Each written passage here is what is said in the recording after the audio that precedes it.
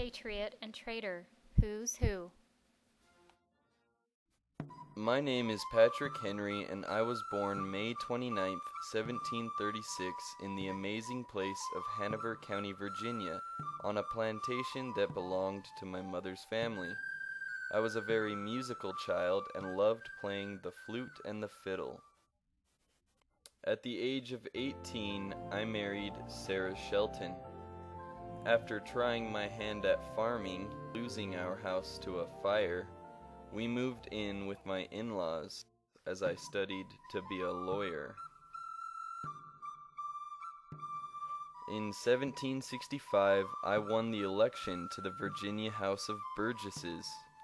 When the Stamp Act was enacted and Britain taxed the colonists on every piece of paper used, I became irritated and spoke out against it.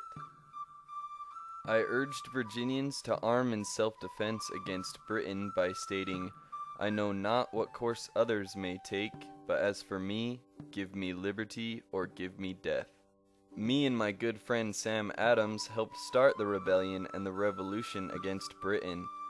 During the Revolutionary War, I was governor of Virginia and helped supply equipment and supplies to George Washington and his troops. After the war, once the Constitution was revised to include the Bill of Rights, I was ensured that the rights of all people would be protected. At the ripe old age of 63, I passed away at my Red Hill plantation, the home I so loved. Hi, my name is Benedict Arnold, and I was born January 14, 1741 in Norwich, Connecticut. At the age of 20, I moved to New Haven and made a living as a pharmacist and a bookseller. It was there I married my wife, and we had 3 sons. News of the Revolutionary War broke out. I enlisted in the Continental Army. After fighting a fierce battle at Fort Ticonderoga, I came home to learn that my wife had died. I went on to fill many military assignments and was soon promoted to Brigadier General. However, men in my troop pressed corruption charges against me, and I chose to resign from the Army. This did not last long, and at the request of General George Washington, I chose to re-enlist. I married again to Peggy Shippen, and she introduced me to Major John Andre, commander in the British Army. I agreed and acted as a spy for the British Army.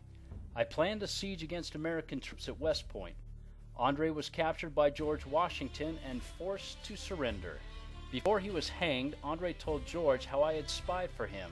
Once I learned of the capture of Andre, I fled to the British lines before the American army could find me. By serving in the British Army, I fought against my own countrymen. Not more than 20 years later, I died in London, shunned by England and despised by America. A man with no country, a traitor in the end.